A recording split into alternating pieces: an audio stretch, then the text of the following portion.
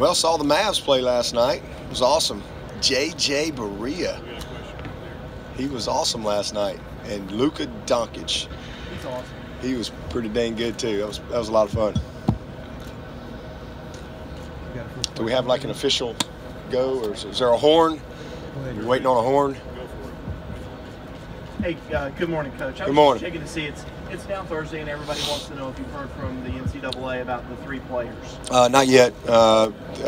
We should hear something today, but as of 8:09, of course it's early. I think this place is somewhere in LA, so they're about 3 hours behind us. Yeah,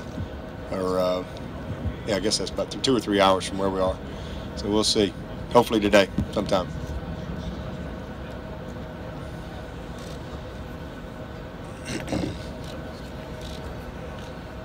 Coach, you guys it's getting kind of old hat for you guys to show up and do these things now. Can you talk about the preparation you guys are going through? Right down here front. Oh, there you are. Can you talk about preparation this time around? Has anything changed, or is it just the same old, week by week, day of the week, name of the week? Yeah, well, the timing has changed. Dealing with Christmas, that's been a little different. And then, as far as again, just moving the game up, that's changed a little bit of the length of time to prep by a couple days. So that's really the biggest change, is just kind of managing Christmas, this time as opposed to the last few times that we've been in this game. So, but it's been fun. It really has. I mean, it's been a great experience. Really have enjoyed all of it. Honestly, I've just truly, and I've been very intentional with that, to just truly enjoy the journey. I've tried to challenge our guys, and just all of it, the preparation, our meetings, our practices, just spending time with these guys, because we know that we're not going to have much more longer with this group. Hopefully it goes our way Saturday night, but this could be our last time together with these guys. Hopefully we can earn one more game. But this has been an incredibly special group of young people to be around, and just the daily grind of hanging with these guys and watching them all season has been just a real joy. And so our prep has been really good in Clemson. It's been really good here. The Cotton Bowl folks have been amazing. They've just made this such an easy experience for us, taking great care of us, from the transportation, the police escorts, just being able to get to and from practice, to be able to stay on schedule with our itinerary. All those things have been really, really good. So, and to be able to practice here, I mean, this has been amazing because it's very different, obviously. So to get acclimated to it, I think has been a positive for our guys. But overall, great experience. Dabo, Ian Book yesterday was talking about the privilege of pressure. I assume you pretty much see things the same way there. Yeah, I think it is a privilege when you're in situations like this that are so-called pressure. At the end of the day, I always say, it's a football game, and I try to. And it's important to all of us. We put in a tremendous amount of work. Both teams want to win, I promise you, to the nth degree. But somebody's going to lose, somebody's going to win. And, if we're fortunate enough to win, Notre Dame's had an amazing year. If they ended up winning, we've had an amazing year. And you can't let the pressure of a moment steal your joy. I think the biggest focus is just stay focused on the joy of doing, just the fact that we're getting the opportunity to do this that very few people get. And, the joy of competing at the highest level. This is what it's all about. And so, yeah, I think it is when you so-called have this type of pressure, it is a privilege, because that means that you are really getting a chance to experience something and be a part of something that's unique and something you're going to remember for the rest of your life. Thank you. If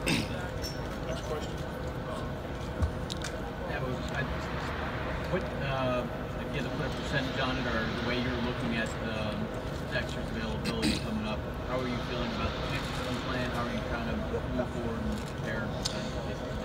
I have no idea. I have no clue. But as far as our team, you know, we move forward Monday as if, like I said, Monday it's an injury. You know, we got to get ready to play. And if they say he can play, well, boom, that'd be a cherry on top. But you know, we got a bunch of good players, and Albert Huggins is a co-starter for us anyway. I mean, he's a great talent, and I don't have any doubt that he'll step in and do a great job for us, as will Niles and Jordan. So just more opportunity for those guys. No different than any other position. If you have an injury or somebody can't play for whatever reason, you get the next guy ready. So as a football coach, that's all we can control, and that's how we've gone into the week. So you know, we'll hope to hear something today, but we've prepared fully to go without them. You guys done any work trying to figure out where that substance came from, or is it just not on your mind? Well, I mean, I don't have time to worry about that. You know, we got a game plan inside. We got a whole team of people who figure that stuff out. But spent a lot of time with it over the past weekend while we were off when I first got notified last Thursday. So we're going to look at anything and everything. I mean, because it literally could come from anything. The only thing, like I said, the only thing I know is these guys have not intentionally done anything. That I know. If it's in their system, how it got in there, I have no clue of that. But we'll have to figure that out some way, somehow. But it could come from anything, literally. Hey, Dabo. Just wondering if you are surprised you still have Tony Ellett and Brent Venables on your staff and they're not head coaches somewhere else at this point. Not really. You know, I mean, I think that everything's on God's timing, and you know, I think Brent he's had several opportunities to be a head coach. He just hasn't had the right opportunity that has, you know, gotten him fired up. You know, Brent's not going to do anything if he can't be fully passionate about it, and so that's just kind of how he's wired. He loves what he does. He's, I think, the best at what he does. But we got a bunch of guys on our staff that are going to be great head coaches, and you know, Tony, you said, Jeff Scott, all these, we got a bunch of guys. Streeter, we got several guys. You go over on the other side of the ball. I think Todd Bates and Mike Reed be great head coaches if they got the opportunity. Go on and on and on. I mean, I got a bunch of guys on my support staff that we're going to look back 15, 20 years from now, and they're going to be great head coaches. So, you know, I don't know. And several of these guys have had some opportunities. It just hasn't been the right fit for them to walk away from where they are. But you know, I love to see my staff get opportunities that they want, and at some point that'll happen for them. Do you think this is going to be another BYOG game minus the rain? Oh, it's definitely a BYOG game. There's no doubt. They all are. You know, we won't have a hurricane in here for sure. I don't think, but you know, this is definitely a game that it's going to take a lot of guts and courage, a lot of heart, and again, those are things that individually you have to bring yourself. Dabo, swing back around to Albert Huggins. Can you talk about the process he's went through since he came to Clemson and what it took for him to buy in to be where he's at right now? Well, obviously a really talented player coming out of high school down in Orangeburg, but he was a defensive end, and it's kind of what he wanted to play. But it was pretty quickly we realized he wasn't a defensive end. His body, his mind was saying defensive end, but his body was saying D tackle, and so it took a little while to transition him and for him to really kind of buy into that. He is unbelievably strong. He might be the strongest guy, but he's in the top 2 or 3, probably him and Cervenka. I mean, his strength is unbelievable across the board and all of his numbers. So he's got a lot of natural gifts for the position, but it took a little while for him to buy in. And then I don't think he was as focused on what it was going to take to be a great player at this level. I think he had just kind of always been the bigger, stronger guy, and now you know, he's got a bunch of other big, strong guys around him that I think early on worked harder, were more committed, more focused, more disciplined, loved loved the meetings, loved the off season, all that stuff. Whereas Albert did everything that he needed to do. He's a great kid. He's always been a great kid, but he just, you know, wasn't an above and beyond guy. And but a lot of guys are like that when they come in as freshmen or sophomores. But the light kind of went on for him after that sophomore year, and his junior year, he started to transition maturity-wise into, hey, all right, if I'm going to be a great player, I've got all these tools. You know, I've got to prepare a little bit better. And that's what he's done, and it's been awesome to see the transformation in him. I mean, I've seen many players that the light just comes on, and that's what's happened with Albert. He bought in, he's put the work in, he's grinded, and then the fact that, you know, he stayed. I mean, because when you're as talented a player, I mean, Albert's he's a high NFL caliber player. I mean, big time. I mean, and the fact that he stayed to be in a rotation with Dexter and Christian, you know. I mean, those are two first-round guys for sure. And then you got Albert, who's he's not far off of that. I mean, he's a really, again, high-level guy for the next level.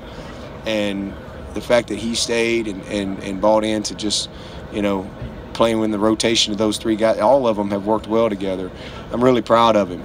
And hey, you know, you hate it for Dexter in this situation he's dealing with, but man, what an opportunity for Albert to really make a statement here down the stretch.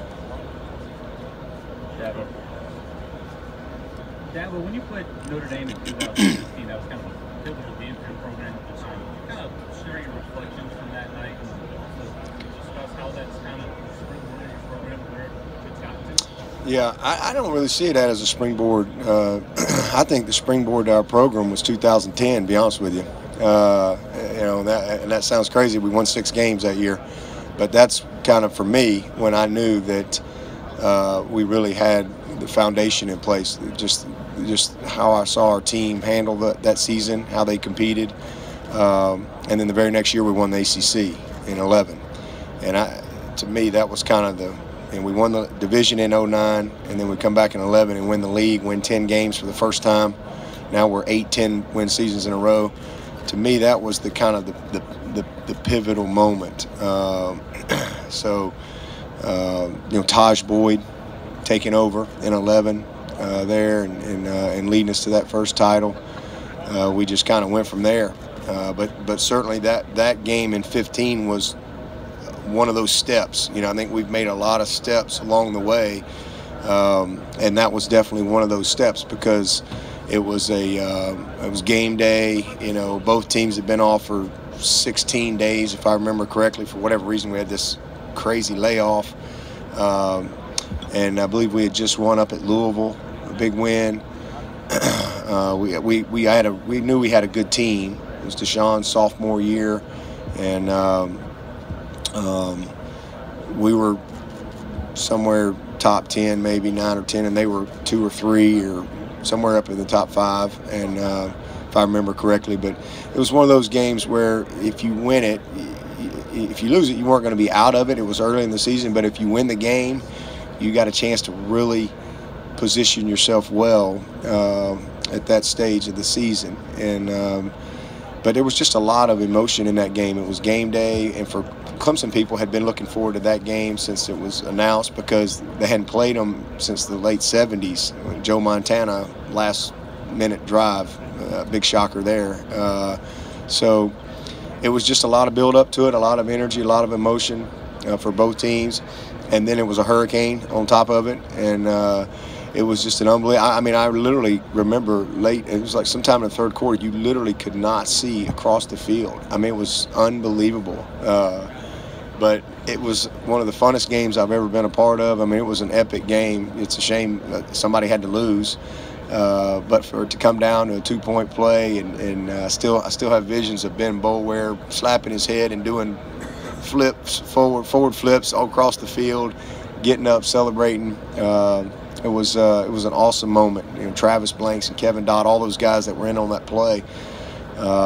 It was special, you know, and I think that was, again, you know, a national win for us, if you will, out of conference, that gave that particular team a nice little boost going into the rest of the season. But there were a lot of big wins in that season, for sure. There were some big ones, a lot of close games.